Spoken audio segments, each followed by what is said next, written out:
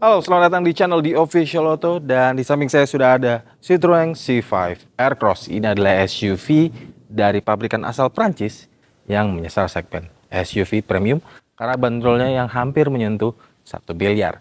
Di mana spesifikasi dan kelengkapan serta fiturnya akan kita kulik, bahkan juga pengalaman berkendara baik di dalam kota maupun di pinggiran kota. Ya, sekarang kita berada di daerah Depok tentunya untuk menjajal mobil yang memiliki tampang keren ini. Yuk, ikuti terus video ini.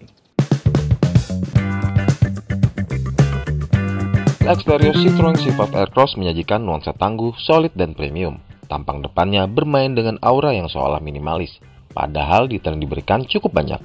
Grill misalnya, yang diberikan aksen yang menyambung dengan lampu melalui DRL. Kemudian bumper yang diberikan ventilasi dengan bila-bila diagonal. Hidung C5 Aircross terasa gambot, menunjukkan dirinya merupakan SUV tangguh. Nuansa serupa dihadirkan bagian belakang dengan lampu kombinasi yang diberikan pola checkerboard 3 dimensi. Kemudian bumper kontras bodi yang cukup dominan menegaskan kembali ia adalah mobil SUV.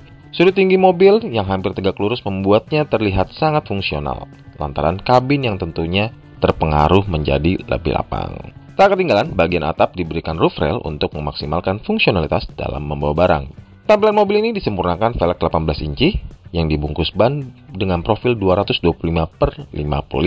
Palangnya hadir dengan gaya two-tone. Desain palang ini disebut pabrikan dengan nama Diamond Cut Pulsar. Perangkat ini pun berpadu dengan cladding dan side skirt kontras bodi menegaskan ia SUV yang dapat diajak melewati berbagai kondisi jalan. Interior C5 Aircross terasa premium. Bila melihat tampilannya terasa solid, khas Eropa. Pabrikan mengikuti perkembangan zaman di mana tatanannya dibuat minimalis. Tak banyak tombol di dashboard. Makin menarik, mobil ini dilengkapi dengan pelapis kabin yang memainkan material kulit dan plastik. Tidak hanya memberikan kesan premium, tapi juga memberikan kenyamanan serta praktisan ketika mau dibersihkan. Oke, kita geser lagi ke dashboard. Di sini terpasang head unit 10 inci yang tampilannya atraktif, meski harus diakui perlu waktu untuk mempelajarinya. Menariknya, di head unit ini bisa digunakan untuk mengatur AC. Di sisi pengemudi, terpasang panel instrumen digital 12 inci yang displaynya minimalis. Ia memiliki beberapa mode display sehingga pengemudi tidak bosan.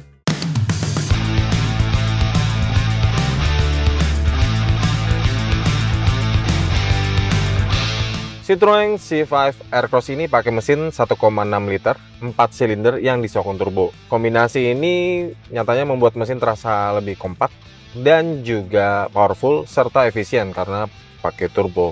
Adapun tenaganya, dia mencapai 165 horsepower dan torsi 240 Nm, angka yang cukup besar untuk menggerakkan mobil yang berbadan besar ini. Dia kan punya dimensi 4,5 meter, kemudian juga lebar 2 meter. Ini tentunya mobil yang cukup besar. Bagaimana dengan karakter mesinnya dan tenaga yang dihasilkannya juga saat ditransfer ke roda? Nah, ini menarik karena mobil ini punya mode berkendara 3 buah, yaitu Eco, Normal, dan Sport. Untuk normal ya, seperti biasa dia karakter mesinnya yang normal lah. Jadi dibuat daily memang sangat enak. Namun jika ingin mengejar efisiensi yang lebih mumpuni, maka dipilihlah Eco. Walaupun memang karakter mesinnya dibuat seperti tertahan putaran mesinnya dan juga gasnya itu tidak terlalu responsif. Ini untuk mengejar efisiensi sudah pasti.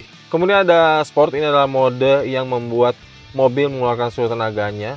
Yang paling terasa adalah akselerasi yang lebih responsif, meningkat dengan cepat. Walaupun memang harus diakui karakter dari mode berkendara Sport Citroen C5 Aircross ini masih terasa sopan, dia nggak langsung menghentak. Padahal tenaganya cukup besar, torsinya juga cukup besar. Karakter sportnya itu masih terbilang mild lah. Ngomongin performa itu nggak lepas dari handling. Mobil ini punya handling yang oke banget. Setirnya ke roda itu presisi banget. Jadi kalau mau ke kiri kanan, mau manuver itu enak. Apalagi ditambah dengan karakter suspensinya yang menurut saya ini oke banget. Apalagi dia pakai teknologi progresif hydraulic cushion. Suspensi itu digunakan di seluruh bagian depan dan belakang dan itu enak banget. Mobil terasa stabil, terus juga nggak bouncy, kemudian juga mobilnya terasa mulus banget.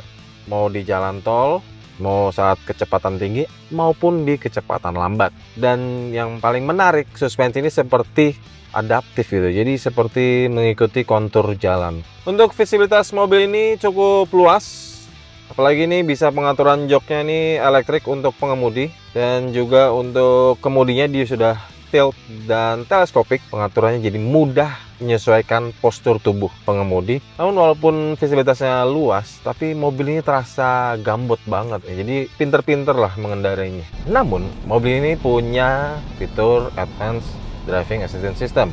Salah satunya seperti blind spot monitoring.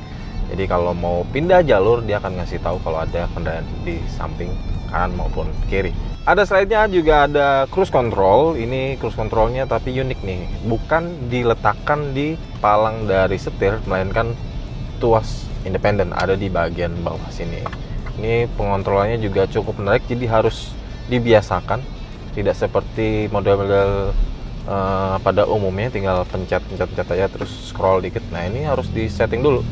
Tinggal putar ke atas untuk menyalakan limiter nih. Kalau ke bawah ini ada semacam roller. Kalau diputar ke bawah, cruise controlnya aktif sehingga memastikan keamanan dari pengendalian mobil. Di balik kemudinya ada pedal shift. Kalau zaman sekarang pedal shift itu digunakan untuk mengatur regenerative braking untuk mobil hybrid, tapi kalau ini masih untuk mengatur sistem transmisi. Kanan untuk naikkan gigi, kiri untuk menurunkan gear. Sampaikan komentar Anda di kolom komentar kami mengenai mobil ini. Kalau mau ngasih masukan boleh banget. Dan jangan lupa untuk subscribe channel di Official Auto, Carvaganza, dan Zeekwils Indonesia. Baca juga artikelnya biar dapat informasi lebih jelas. Sampai jumpa di video berikutnya.